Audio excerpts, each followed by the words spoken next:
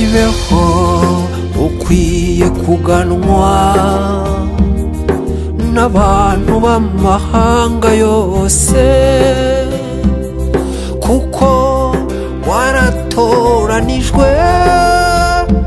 Afurika yose nizibiririmbe, isi yose ivoma iwacu icyo yari yarabuze mu bantu.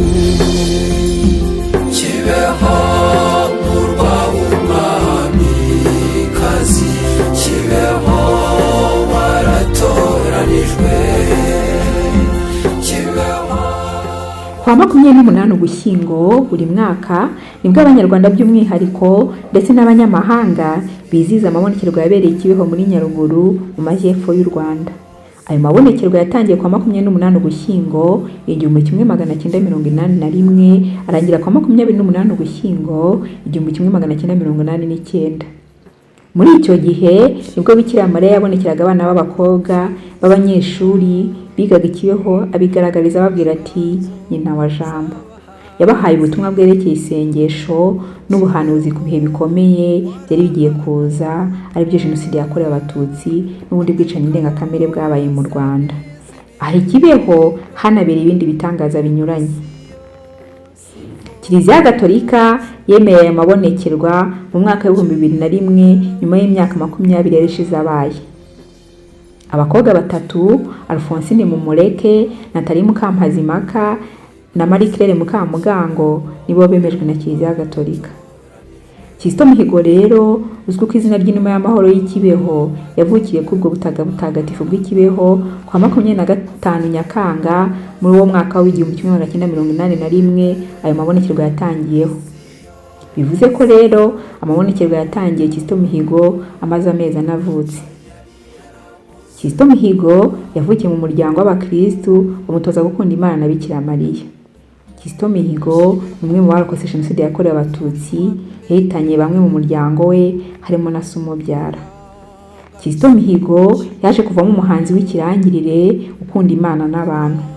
Ubuzima bwe yabuhariye ubumwe n'ubwiyunge bw'Abanyarwanda nyuma y'ubwo bwicanyi bwabaye mu Rwanda. Kizito Mihigo yagize uruhare rukomeye mu gusakaza ubutumwa bwa Bikira Mariya yatangiye Kibeho abinyujije mu buhanzi bwe. Yahimbiye umubyeyi Bikira Mariya indirimbo n'imbyino zagize uruhare rukomeye mu gufasha abakristu ndetse n'abandi bantu batandukanye ku isi yose gucengerwa n'ubwo butumwa bwatangiwe Kibeho. Muri uyu mwaka wa 2020 mu kwizihiza isabukuru y'imyaka 39 y'ayo mabonekerwa, twaganiriye n'abantu batandukanye bazi Kizito Mihigo, ababanye nawe, baduha ubuhamya bw'urukundo rwaranze Kizito Mihigo mu buzima bwe.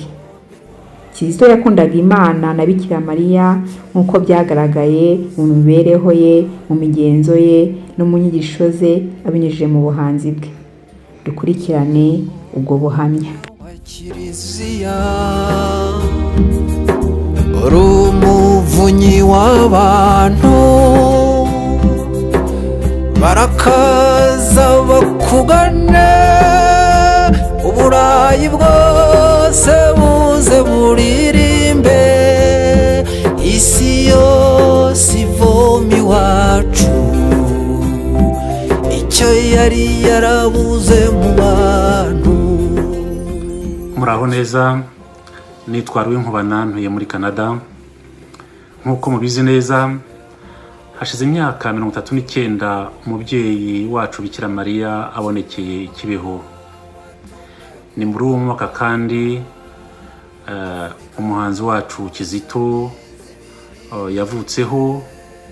Ubwo nawe yaza kuba akiri kumwe natwe ku buryo bw'umubiri yari kuba yujuje imyaka 39. Muzi kandi ko Kizito Kibeho nyine avuka, sinshidikanya ko ivuka rye ryahuranye n'itangira ry'amabonekerwa, ukongeraho ko yavukaga mu muryango w'abakristu ndetse ise umubyara akaba ari we wayoboraga korali yaho ngaho Kibeho. Sinshidikanya ko byagize uruhare rukomeye mu kwemera kwa Kizito ndetse no mu nzira ye nk'umuhanzi w'umukristu. Igihe nagize amahirwe yo kumenya Kizito kuko twabanye muri korali Kigali. Mwibuka nk'umuhanzi wafashije abantu benshi, baba abanyarwanda cyangwa abanyamahanga, gusana imitima.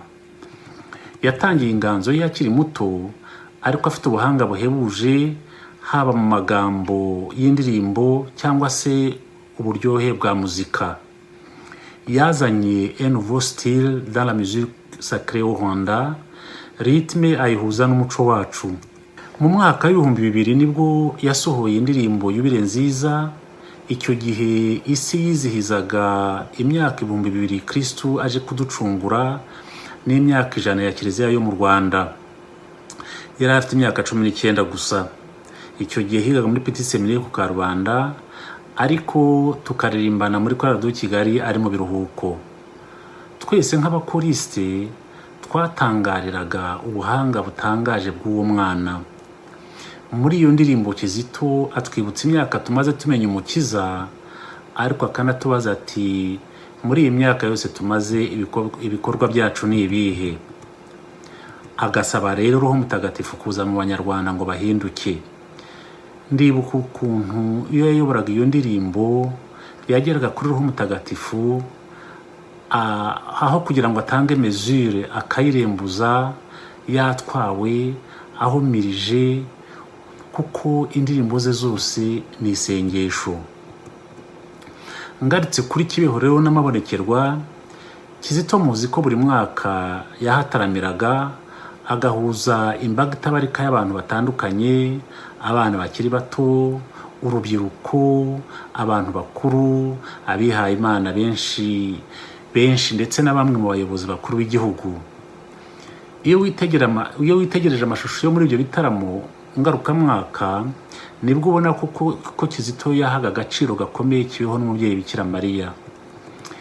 Bigaragarira buri wese rero ko Kizito yakundaga Bikira Mariya, cyane cyane iyo ubonye indirimbo yamuhimbiye zimusingiza.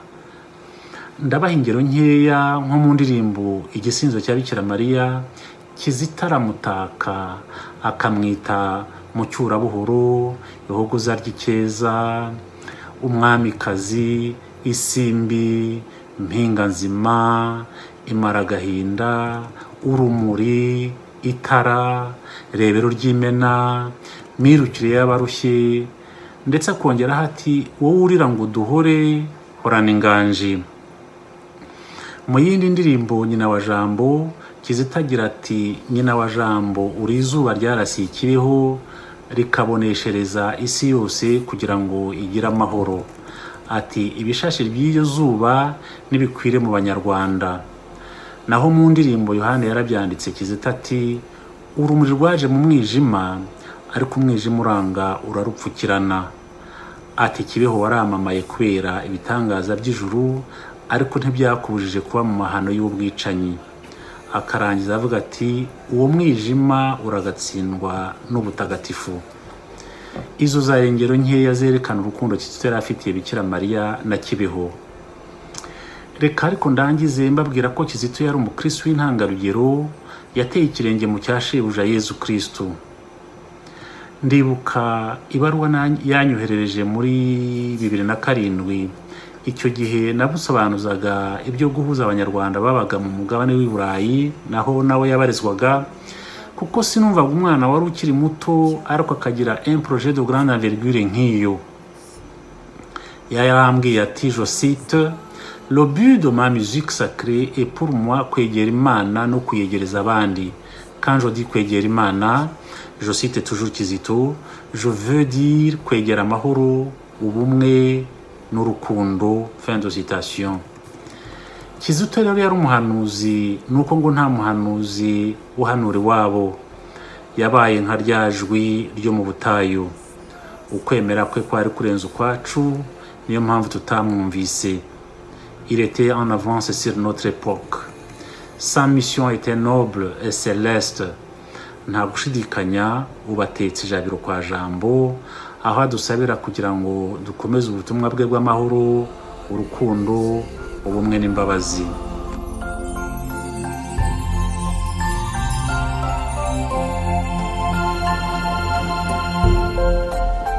Kibeho Bikira Mariya yaravuze ati mukundane Imana ibibonemo, mukundane nk'uko yabakunze. Mubyeyi mwiza Bikira Mariya wasuye u Rwanda uraruhurira, ubutumwa wadusigiye tuzahora tubuzirikana. Isi yose niyumva u Rwanda, itega amatwi ibyabereye iwacu i Kibeho muri Nyaruguru, igihora ibizirikana.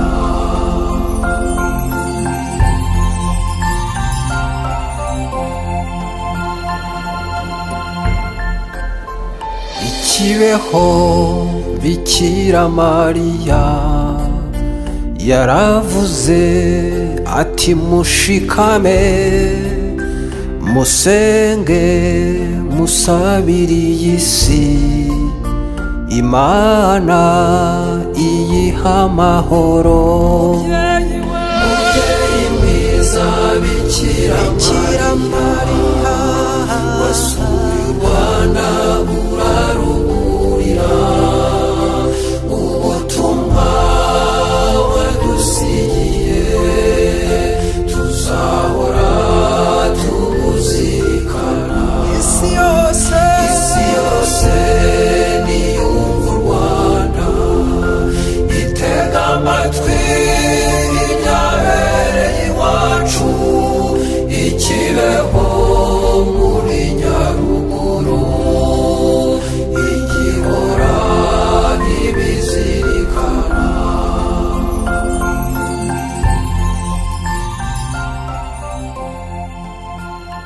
Kristo Yezu akuzwe bavandimwe, ndabaramukije mbifurije amahoro y'Imana n'ibyishimo bituruka kuri Nyagasani ku buryo bw'umwihariko kuri uyu munsi. Uyu ni umunsi w'ibyishimo ku bakristo ba Kiliziya Gatolika ku buryo bw'umwihariko ku bakunda Bikira Mariya, kuko ni umunsi Bikira Mariya yadusuye adusura Kibeho. Nubwo yaje Kibeho ariko ntabwo yaziye Kibeho gusa, ahubwo yaziye isi yose, kuko yavuze yuko ubutumwa yatuzaniye ari ubwacu Abanyarwanda ariko kandi ari n'ubw'isi yose. Ubwo rero ni umunsi w'abakunzi ba Bikira Mariya bose muri rusange. Kuba batanzi rero njyewe nitwa Yvonne, ndi umunyamabanga w'umuryango remezo mpuzamahanga wa Mihigo Kizito, akaba ari umuryango wavutse nyuma y'uko Kizito tuvanwamo. Mu ntego zacu za mbere tukaba dufite ko guharanira ko Kizito yazandikwa mu gitabo cy'abatagatifu na Kiliziya yacu. Nishimiye rero kuza kuganira namwe kuri icyo kintu uyu munsi. Icyo rero ni ikibazo mu by'ukuri cyoroshye cyane, kuko amateka ya Kizito ahura cyane ku buryo butangaje n'amateka ya Bikira Mariya w'ikibeho, kuko ubwabyo ugiye kureba amatariki, itariki Kizito yavukiyeho n'itariki Bikira Mariya yaziyeho ikibeho usanga bihura cyane, kuko Kizito yavutse muri 81 mu kwezi kwa karindwi ku itariki 25, naho Bikira Mariya aza ikibeho adusura ikibeho bwa mbere rwose ku itariki ya 28 z'ukwa 11 muri 81.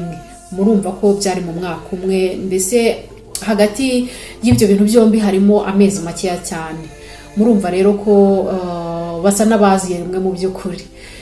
Hanyuma kandi Kizito yavukiye Kibeho hariya rwose Bikira Mariya yadusuriye. Murumva rero ko amateka yo kudusura kwa Bikira Mariya Kibeho na ya Kizito bigiraho bihurira hakomeye, hanyuma rero wareba n'ubutumwa bwa Kizito uko yagiye abusohoza maze gukura, maze kumenya ubwenge, ibikorwa yakoze, ukabona yuko byanze bikunze ari umuntu wari mu mugambi w'Imana. Reka mvuge ko yari mu mugambi w'Imana ku buryo bw'umwihariko, kubera ko buriya twese tuba turi mu mugambi w'Imana. Ngira ngo hari itandukanyirizo ni uburyo dusohozamo ibyo Nyagasani yadutumye, kuko twese dufite icyo yadutumye. Ngewe iyo ndi kuganiriza abavandimwe dukunze gukora ikiganiro twise tumenye tuzirikane mutagatifu Kizito Mihigo, tukibuka ibikorwa bye. Nkunze kubwira abavandimwe ko buriya natwe twese dufite icyo twahamagariwe. Kizito rero ngewe mbona icyo yahamagariwe yaragikoze kandi yaragikoze neza. Ubwo rero natwe tuhamagariwe kureba icyo twahamagariwe, ariko ibyo ngibyo ntabwo ari byo byatuzinduye uyu munsi, ahubwo twazinduwe no kureba ngo Kizito ahurira hehe n'amateka ya Kibeho n'amabonekerwa ya Kibeho. Twavuze iby'itariki yavukiyeho, twavuze ibyaho yavukiye, none reka tujye kureba no ku butumwa. Buriya ngewe nemera yuko Bikira Mariya atagira gutya ngo avuge ati reka njye gusura isi reka njye gutembera ku isi ndebe uko bimeze. Oya, iyo amanutse nuko hari ikintu kidasanzwe abaje gukora, abaje kuvuga, abatuzaniye. Mu buntu bw'Imana rero butangaje, nayo ikabyemera akaza akadusura. Ubwo rero urebye ubutumwa Bikira Mariya yaduhaye Kibeho, ukareba n'ubutumwa Kizito yagerageje gusohoza mu bikorwa byinshi yakoze, ubona yuko bifitanye isano ya hafi. Ngewe ukuntu mbona ko Bikira Mariya yaje Kibeho aje kutuburira. Yaraje kutuburira kuko yaje atubwira ati nimusenge cyane, nimwihane, nimuhinduke, nimugarukire Imana. Ibyo rero urebye ntabwo twabyumvishe, urebye ibyaje kutubaho nyuma, ntabwo rwose ubwo butumwa twabwakiriye. Noneho rero nyuma yo kutabwakira byagenze biti? Twagize amarorerwa y'agahomamunwa mu gihugu cyacu, kuko Bikira Mariya yatubwiye ati nimusenge cyane mugiye kugwa mu rwobo. Noneho Bikira Mariya arenzaho abana yari arimo kubonekera ngo asa n'ububeretse filime, arabibereka rwose, abereka urwobo tugiye kugwa mu rwarirwo. Abana rero bakabivuga. Muri icyo gihe wabonaga hari amahoro. Ngiye ntabwo nari mpari, ibyo ngibyo nibyo abari bahari batubwira. Abantu bavuga ko babonaga hari amahoro. Noneho abana bavuga bati twabonye abantu bicana, twabonye amaraso atemba. Abantu ntibabyumve, ntibumve ibyo ari byo. Bikira Mariya yavuga ati nimusenge cyane, abantu ntibumve ibyo Bikira Mariya avuga, bakavuga ati tuzatwirirwa dusenga, ubu ibyo dukora ntabwo bihagije, abantu ntibabyumve. Ubwo rero ubutumwa bwa Bikira Mariya ntabwo twabwakiriye ngo tubushyire mu ngiro uko twagombaga. Imana rero mu buntu bwayo butangaje, ubwo ngewe ndimo ndababwira uko mbibona, yararebye iravuga iti aba bana banjye nubwo mboherereje umubyeyi wanjye bwose ntabwo bazabyumva, rwa rwobo bazarugwamo. Kandi koko niko byagenze. Urwo twaruguyemo, turakomeretsanya cyane ku buryo ngewe mpamya ko ibyo bikomere na n'ubu ngubu tutarabasha kubyomora neza, ariko Nyagasani yari yarebye kure mu butagatifu bwe, mu buntu bwe kandi butangaje, adutoramo intumwa ye. Iyo ntumwa rero ayiha umurimo ukomeye cyane wo kuzaduha, navuga ngo wo kuzaduha umuti wo komora bya bikomere twiteye kubera yuko tutumvishe ubutumwa bwa Bikira Mariya. Mbona rero aho ngaho ariho Kizito ahurira cyane n'ubutumwa Bikira Mariya yatuzaniye Kibeho, kuko nyuma yo kutabwumva tukagwa muri rwa rwobo tukakomeretsanya, Kizito yaje kuduha nk'umuti wo kugira ngo noneho twomore ibyo bikomere kandi tugerageze kujya imbere mu buryo bwo kutazasubira inyuma. Kizito rero muzi ko yaje atubwira imbabazi, kubabarirana, aza atubwira ubumwe n'ubwiyunge. ibyo rero murumva ko ari ibintu biza neza neza mu gihe cyabyo, nyuma yo kuba tutarumvishe umuburo Bikira Mariya yari yatuzaniye atubwira ati bana banjye dore mugiye kugwa mu rwobo, dore mugiye kwicana mu marane, dore mbese arabitubwira ntitwabyumva. Noneho Kizito aje gusa n'uwomora ibyo bikomere.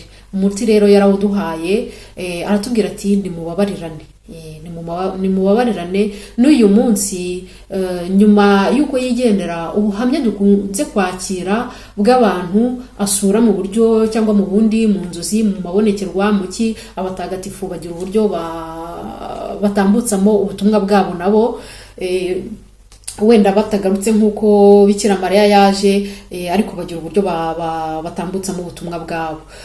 Kizito rero abantu batuzanira ubuhamya mu muryango remezo usanga akenshi agaruka kuri icyo kintu cyo kubabarirana ndetse n'icy'ubumwe n'ubwiyunge.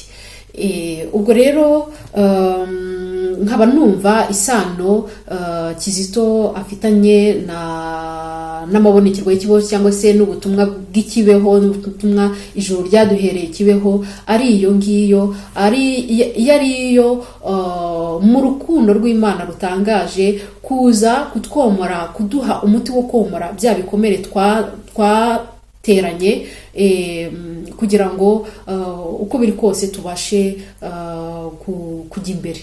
Ibyo rero mbona ari ibintu bitangaje, kandi Imana mbona idukunda cyane kuko turayigomera cyane tukanakabya rwose, ariko yo ntihweme kutwereka urukundo rwayo, iduha intumwa zayo nka Kizito, tukazigirira nabi, tukazica, tukazitoteza, ndetse ikemera ko n'umubyeyi wayo adusura, akaza kuri iyi si itari nziza cyane, ariko akaza atubwira ati bana banjye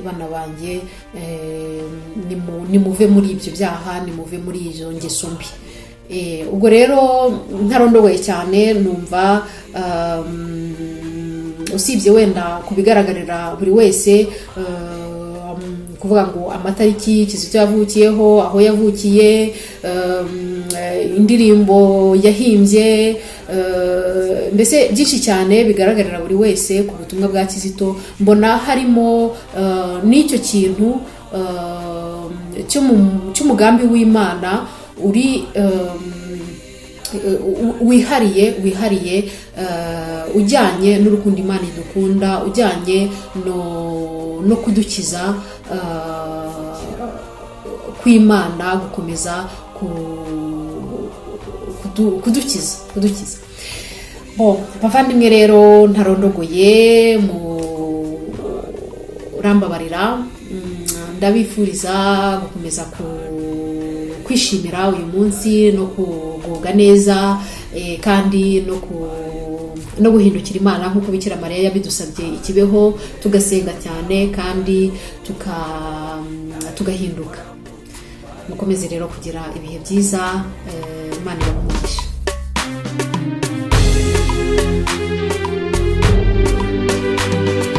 Kibeho rero ubu waramamaye kubera umubyeyi Mariya. Kibeho wabaye icyamamare kubera ibitangaza by'ijuru, nyamara ariko ntibyakubujije kuba mu mahano y'ubwicanyi. Uwo mwijima wapfukiranye urumuri, uragatsindwa n'ubutagatifu. Uwo mwijima wapfukiranye urumuri, uragatsindwa n'ubutagatifu. Yohani, Yohani, Yohani, Yohani, Yohani,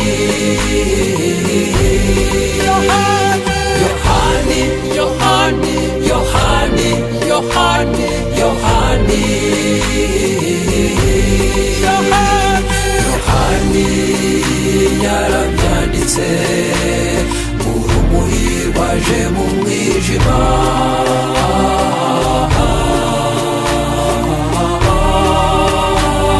Yohani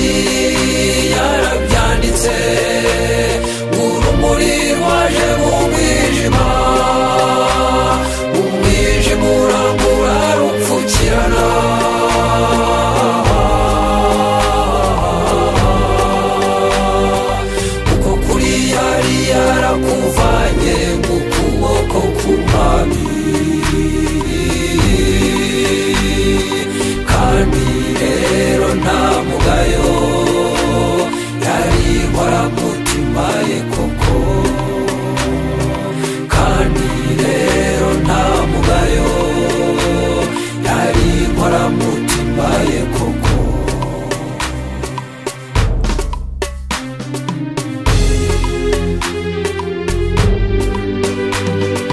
Isirayeli niyo yabaye umurwa w'ubuzima bwa Yezu Umukiza. Isirayeli niyo yatoranijwe kugira ngo yakire umuhoza, nyamara ariko ntibyayibujije kuba mu kaga k'intambara. Uwo mwijima upfukirana urumuri uragatsindwa n'ubutagatifu. Uwo mwijima upfukirana urumuri uragatsindwa n'ubutagatifu. Yohani, Yohani, Yohani, Yohani, Yohani, Yohani, Yohani, Yohani, Yohani, Yohani,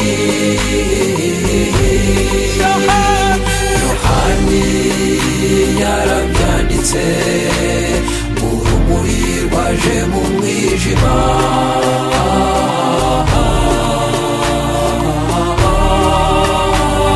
Yohani yarabyanditse, urumuri rwaje mu mwijima.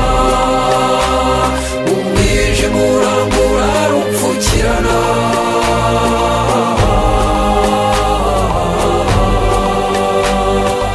uko kuri yari yarakuvanye mu kuboko k'umwami,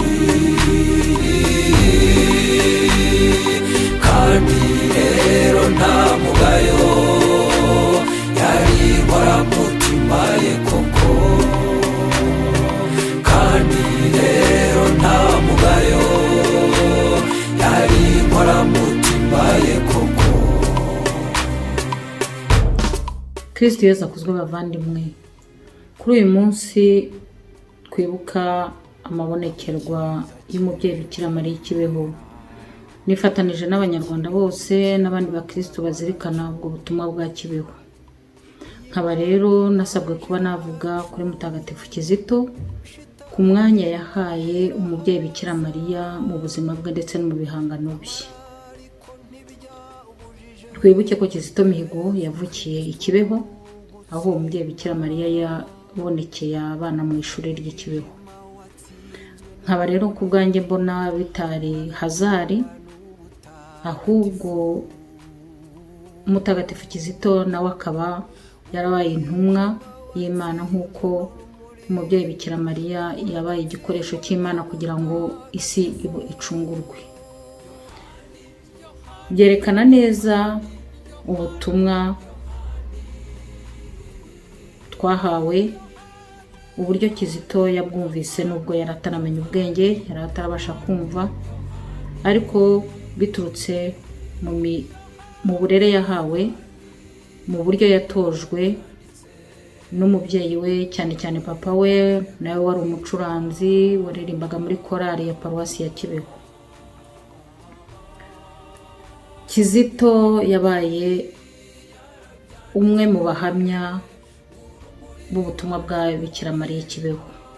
Umubyeyi Bikira Mariya agaragara Kibeho yaje aduha ubuhamya bwo kubabarira, gusaba imbabazi, kandi na Kizito nibyo yibanzeho cyane mu bihangano bye, cyane cyane mu ndirimbo ze.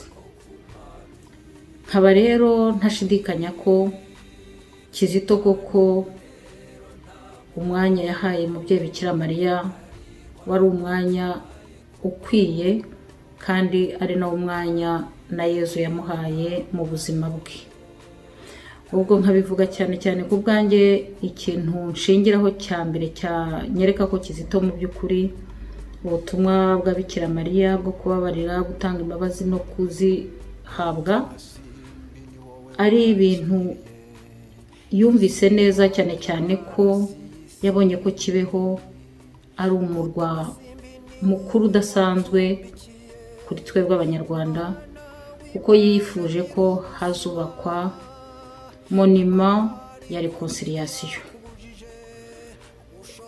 Ndabivuga kuko nabisomye mu gitabo cye yise Embrasser la réconciliation pour vivre heureux et pour vivre en paix et mourir heureux. Ibyo kandi bikongera kugaragarira mu ndirimbo ze. Hari nk'indirimbo yaririmbye avuga ngo umubyeyi waduhanuriye amahano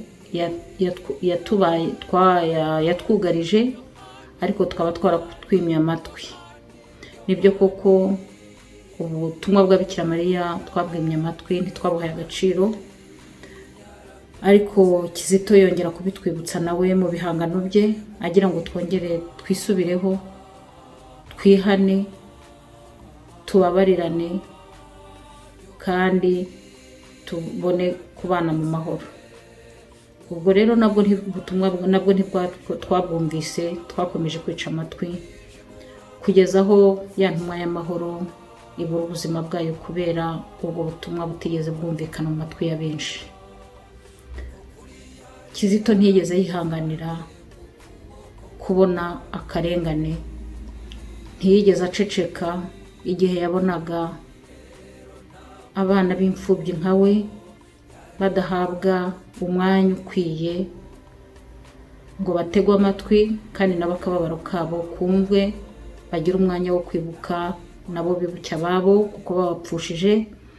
Ari naho byaje kumubera intandaro y'ikibazo gikomeye cyo kubangamirwa, kubera ko yifuza ko n'abandi babaho bakagira ubuzima bumwe kandi bakibuka ababo, aho yahimbye indirimbo igisobanuro cy'urupfu, ko yavuze ku rupfu ariyo nzira, ari naryo rembo rituma tugera mu ijuru tukabana n'Imana. Ariko benshi bumva ko urupfu ari iherezo, ari nacyo bahisemo kugira ngo bamwambure ubuzima. Kizito yambuwe ubuzima azira guharanira amahoro n'urumwe bwa buri wese. Kizito ni intumwa y'amahoro, abagerageza gushyira mu bikorwa ubutumwa bwa Kizito kugira ngo Abanyarwanda benshi tutabwumvise muri kiriya gihe yabuvugaga twongere tubizirikane kandi tubihe umwanya ukwiye mu buzima bwacu kugira ngo tuzagire amahoro, na bya byifuzo byo byose bizashyirwe mu bikorwa. Umuganda we yarawutanze, ikivi yatangiye twiyemeze kuzagisoza kandi tubane mu mahoro, kuko u Rwanda ruzaba u Rwanda rw'Abanyarwanda bose biyunze. Mugire umunsi mwiza, Imana ibahe umugisha.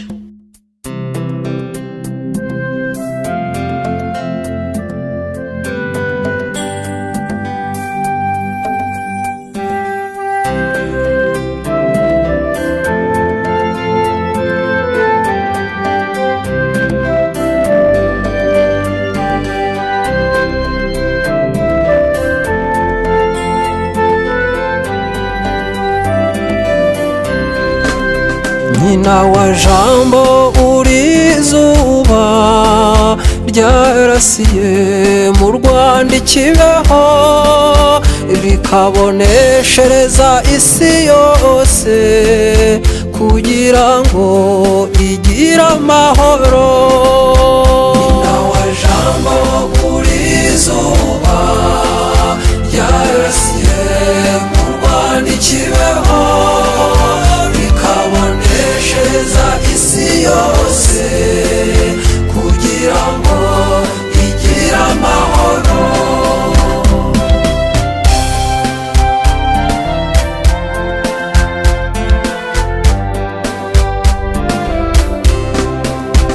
Uru rugendo dukora mu isi Imana igenda irudufashamo kugeza ubwo yatwihereye Yezu ngo atubere icyitegererezo, ngo atubere jambo rya rurema.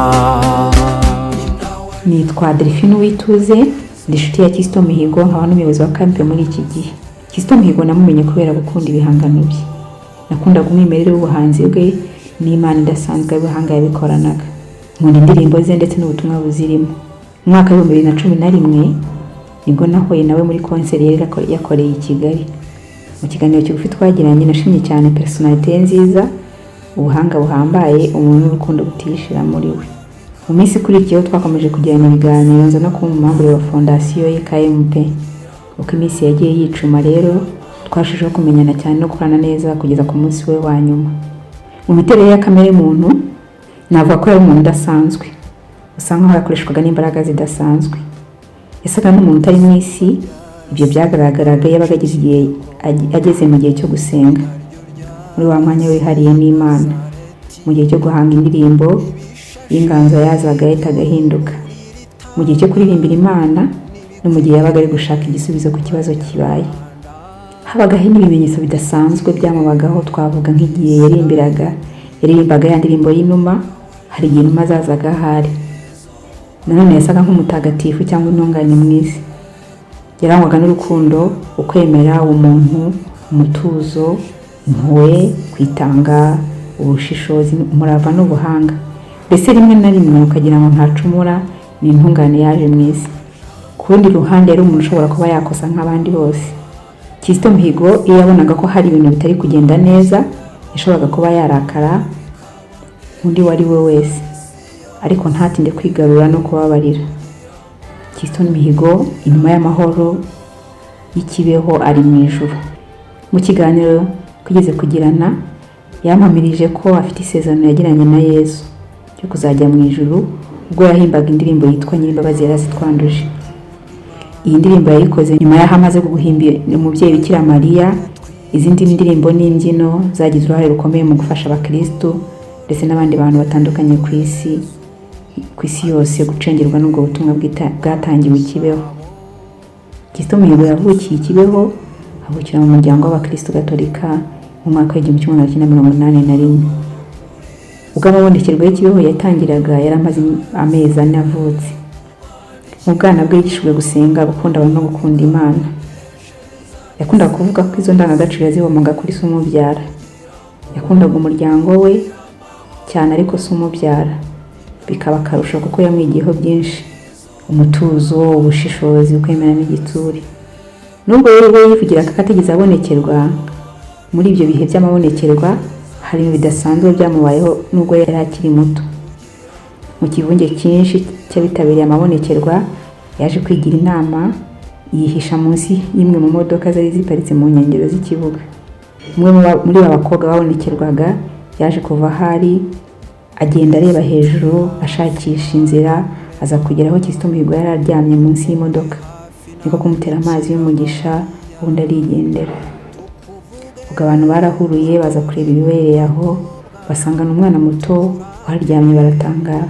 Mama w'umubyara we nawe yaraje kureba, atazi ibyabereye aho ngaho, asanga n'umwana we aramuterura amucyura amujyana mu rugo. Nanone bakiri abana bato, hari igihe kimwe umwe muri bashiki ba Kizito yararwaye arembye hafi yo kwitaba Imana. Yararyamye mu cyumba, abandi bo mu rugo bicaye mu ruganiriro. Bagiye kumva bumva umuntu arakomanze, barungurutse basanga namwe nanone mu bakobwa babonekerwa. Ntabwo bari baziranye, bwa mbere agera iwabo wa Kizito Mihigo. Baramukinguriye nanone aratambuka ntawavugishije, yihuta agana mu cyumba aho mushiki wa Kizito yararwariye. Yaramuteruye amuzana mu ruganiriro, aramukikira, asaba bari aho gusenga bavuga rozari. Bagiye kwirangiza wa mwana yamaze kuzanzamuka, niko kumusubiza mu cyumba yamusanzemo. Mu kugaruka aho ngaho abandi bari bicaye abona Kizito Mihigo. Icyo gihe yari umwana muto wicariye mu nguni mu ruganiriro arimo kwikinira. wa mukobwa abonekerwaga aramwegera amurambikaho ibiganza ku mutwe, abwira abari aho ati aka ni ka Dawudi gato, ahita yigendera. Iyo umaze gusobanukirwa n'ibitangaza byabereye Kibeho bikozwe n'abo babonekerwaga, ukabihuza n'imibereho yaranze ubuzima bwa Kizito Mihigo, nta gushidikanya ko Kizito Mihigo yatoranyijwe n'Imana ibinyujije ku mubyeyi Bikira Mariya. Yari afite ukwemera gukomeye nyako kwatumaga abasha gukora ibikorwa bikomeye mu buryo budasanzwe. Byamara iki umuntu kuvuga ko afite ukwemera kudafite ibikorwa? Yatwigishaga ko kwemera kugomba kurangwa n'ibikorwa.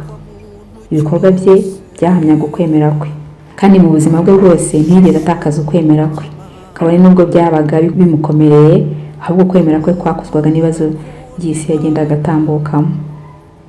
Ndibuka ubwo twaganiraga ku munsi we wa nyuma w'ubuzima bwe, yambwiye ko uko ibibazo byaza bimeze kose atsimbaraye ku kwemera kwe. Uko kwemera niko kwamubashije gukora ibikorwa by'indashyikirwa. Yizeye Yezu avamo umuhamya ukomeye w'ingirakamaro mu kwamamaza ivanjiri n'ubutumwa bwatangiwe i Kibeho abinyujije mu buhanzi bwe. Ibihangano bye byahamagariraga abantu kubana kivandimwe, cyane aho yabwiraga abanyarwanda kubabarirana uko ivanjiri bitubwiriza nyuma ya Jenoside yakorewe Abatutsi. Uko kubaho mu kwemera ntiyabyihereranye ngo abigire ibye gusa. Mu nyigisho ze yagarukaga ku butumwa bwo kwemera, yifuza ko abantu basobanukirwa no kwemera kandi kukabarangwa. Nibwo yatangiraga kwandika igitabo ku isomo ry'ukwemera, akita kwemera Imana nyuma ya Jenoside. Gusa yaje kwitaba Imana atakirangije. Turateganya kureba uko twazageza ku bantu ubwo butumwa n'inyigisho z'ukwemera yasize yanditse. Ubuzima bwe, umutima n'ubwenge byari birangamiye Kibeho. Yari afite intego y'umushinga ukomeye, nako gushaka kwe kwa nyuma ku byerekeye aderese y'ibikorwa bye. Yateganyaga kuzubaka Kibeho, akahajyana imishinga ye yose.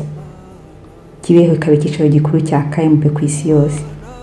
Mu rwego rwo kumuha icyubahiro akwiye, KMP turateganya kuzasohoza ubwo butumwa igihe icyo ari cyo cyose tuzabishobozwa.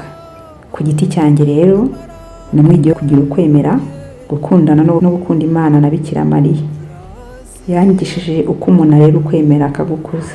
Kizito Mihigo, inyuma y'amahoro y'Kibeho, ni intwari y'ukwemera.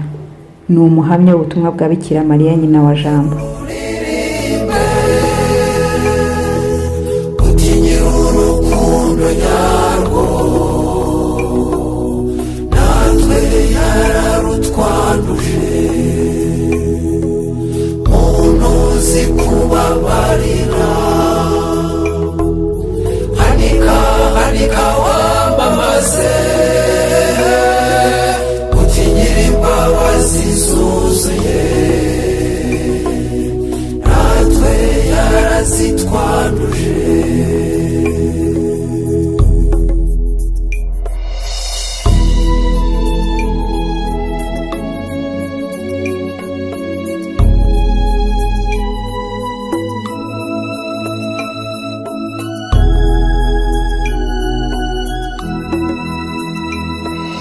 Imana yigize umuntu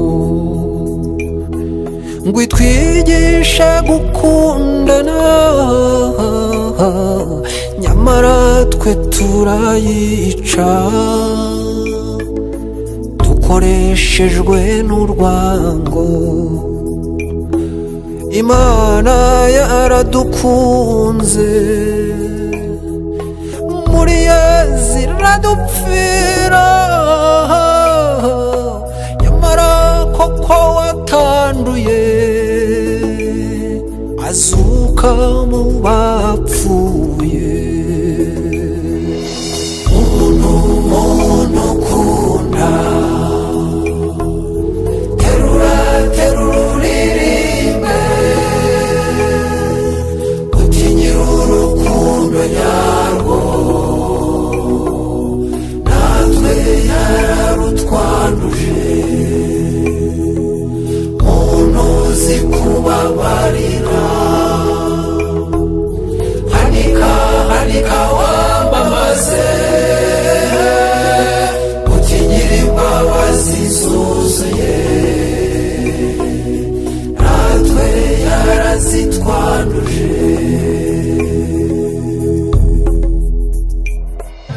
Well, this event is for me something very, very emotional, very beautiful. Ibyabaye hano byadukoze ku mutima. Mu rwego rw'iyobokamana sinari narigeze mbona ibirori bihebuje nk'ibi ngibi. Byari byiza cyane. Very, very fantastic. We are very happy that we stay here because always we stay. Turanezerewe cyane, twishimiye ibyo twabonye hano. Ibyo tubonye muri iyi minsi ntidushobora kubyibagirwa. Maze imyaka 8 nza hano buri mwaka, kuri twebwe kuza hano bidufitiye akamaro kanini. Something very important. Umunsi wagenze neza cyane, byari byiza, uretse n'uyu munsi nyirizina na nijoro twataramye, twagize igitaramo cyiza tutaherukaga, twataramye, byari byiza twishimye. Byari byiza cyane kuko twaronse imigisha myinshi iva ku Mana no ku mubyeyi wacu Bikira Mariya. Umubyeyi mwiza Bikira Mariya wasuye u Rwanda burarugurira, ubutumwa wadusigiye tuzahora tubuzirikana. Isi yose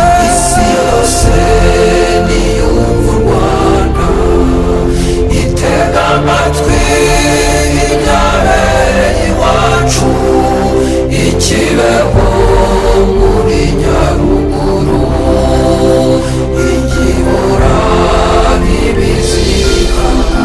Isi yose niyumva u Rwanda, itega amatwi ibyabereye iwacu i Kibeho muri Nyaruguru, igihora bibizirikana.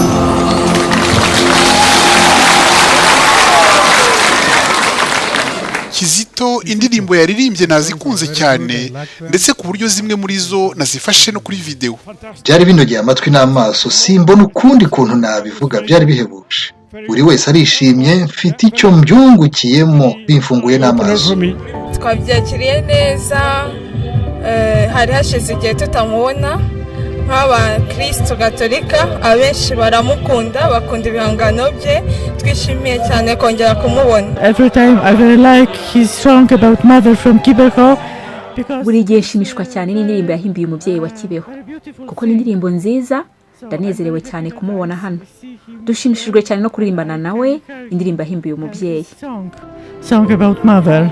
Twabyakiriye neza, hari hashize imyaka myinshi adaheruka hano, uretse ko mbere yajyaga aza natwe duhari, ariko twamwishimiye, yaturirimbiye neza, twishimye, yadufashije gusenga. Kizito Mihigo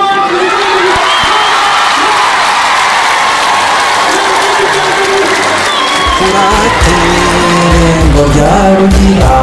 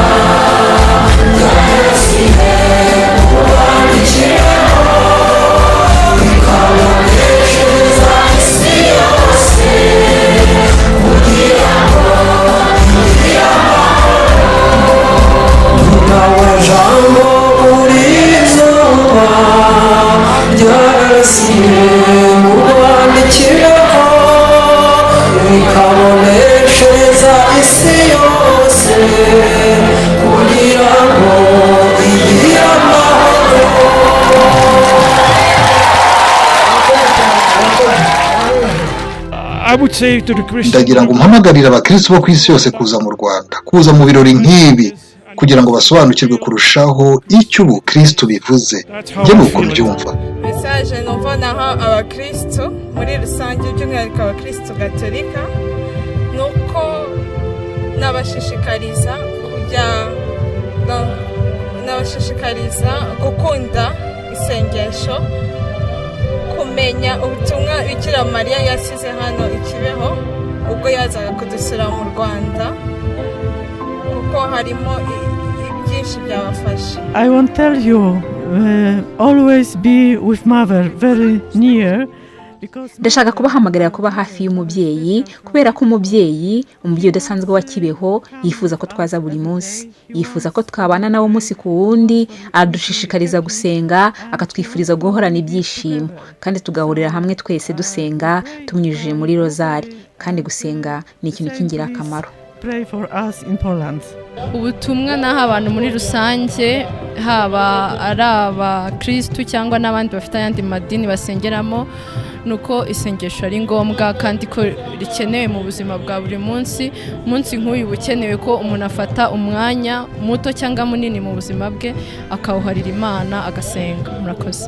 I would want to say that muri aka kanya mu mpaye nagira nti buri wese aryoherwe n'izi ndirimbo nziza za Kizito, kandi nabonereho nshishikarize buri mukristo wese kuza hano Kibeho kuharongera imigisha ituruka ku mubyeyi wacu Bikira Mariya. Kibeho Bikira Mariya yaravuze ati nimwihane icyaha cy'umuntu mu isi kibabaza Imana mu ijuru.